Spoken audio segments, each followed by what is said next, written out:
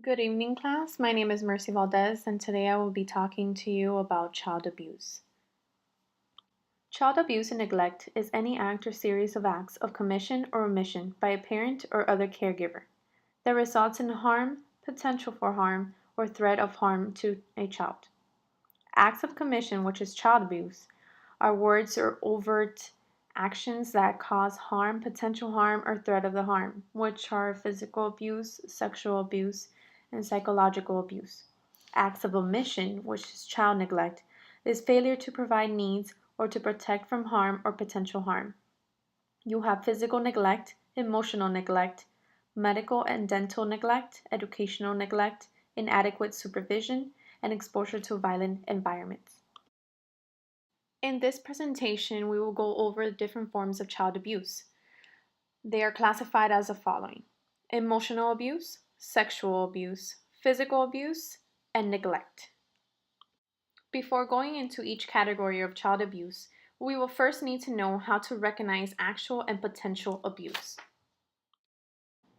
Nurses need to recognize the physical and behavioral indicators of abuse and neglect. Child abuse ranges from violent physical attacks to passive neglect. How to recognize actual and potential child abuse. Be alert to the following: an unexplained injury, skin burns, old or recent scars, human bite marks, fractures like bucket handle fracture, and fractures with infants younger than 6 months of age, repeated fracture on the same site, evidence of poor hygiene, dirty clothes, unkept hair and nails, whiplash, and trauma to the genitalia. Physical abuse is the most visible and obvious, but not the most common type of child abuse. Physical abuse involves physical harm or injury to the child. It may result in a deliberate attempt to hurt the child, but not always. It can also result from severe discipline, such as using a belt on a child, or physical punishment that is inappropriate for the child's age or physical condition. In all 50 states, you are not forbidden by law to use corporal punishment on your child as long as the form of punishment is reasonable and does not cause injury. So, a lot of experts say that there is a way to discipline your children without punishing them. So, basically, discipline teaches from mistakes, and punishment imposes suffering for mistakes. Suffering interferes with or distracts from learning. The punishment can become harmful, which turns into abuse. Child sexual abuse is a form of child abuse that includes sexual activity with a minor. A child cannot consent to any form of sexual activity. Child sexual abuse does not need to include physical contact between a perpetrator and a child. Some forms of child sexual abuse include showing pornography to a child, inappropriately watching a child undress or use a bathroom, pornographic images of children, masturbation in the presence of a minor, and exposing oneself to a minor. Neglect is the most common form of child abuse. And neglect is the failure of a parent, guardian, or caregiver to provide for a child's basic needs. Neglect could be physical, which is a failure to provide necessary food or shelter, and lack of appropriate supervision. There's also medical neglect, which is a failure to provide necessary medical or mental health treatment. Educational neglect, which is failure to educate a child or attend to special education needs. And the emotional neglect, which is inattention to a child's emotional needs and permitting the child to use alcohol or other drugs. Last but not least, we have emotional abuse, which is a pattern of a behavior that impairs a child's emotional development or sense of self-worth. This may include constant criticism, threats, or rejection, as well as withholding love, support, and guidance. Emotional abuse is often difficult to prove. Therefore, Child Protective Services may not be able to intervene without evidence of harm. To look up the statistics, I went to Children's Bureau, acf.hhs.gov.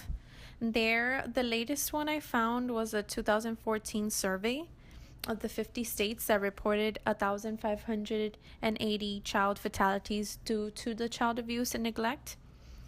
In the pie chart you see there, I listed the percentage of the ethnicity of the child fatalities of that year, which just makes up 43% were white, 30.3% were African American, and 15.19% were Hispanic. The other 10% were a mix. Also, something interesting that I saw was that 14% of all men and 36% of all women in prison in the US were abused as children. So that goes to show that child abuse definitely has an effect that follows you for the rest of your life if you decide not to get any treatment. Prison is where most likely you'll end up. How to report child abuse. First of all, I'd like to say that everyone is responsible for reporting child abuse. In the state of Florida, you call 1-800-962-2873, which is the Florida Department of Children and Family. Once you dial, they'll give you 4 options. And be prepared because a report of child abuse, you'll need the following information: name, date of birth, race, and gender for all adults and children involved, address to locate the subjects, relationship of the alleged perpetrator to the child, and you'll also have the choice to fax or do it online. Of course, by law, all professionals are required to report, as stated in the statute 39.201, and their names will be stated in the child abuse report. The website childhelp.org was founded in 1959 by Sarah O'Meara and Yvonne Fenderson, which is a prevention and treatment of child abuse. The National Child Abuse Hotline is 1-800-4A-CHILD. It's 24/7, and in their website they have many resources for both the parent, children, and even for teachers. They accept online donations, and you could also read about their success stories. Many foster parents that end up actually adopting their foster kids in the long run. During my research, I also found that there is help for adult victims of child abuse so that the abusing cycle doesn't continue.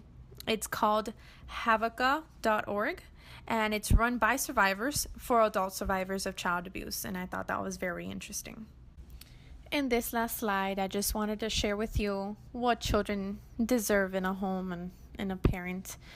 They deserve to have a parent that believes in them and their abilities, to live in a safe and healthy environment, to live in a home free from abuse of any kind, to have access to and support of a high quality education, to be taught skills that will help them succeed and become good citizens, and to know that they are loved and wanted always.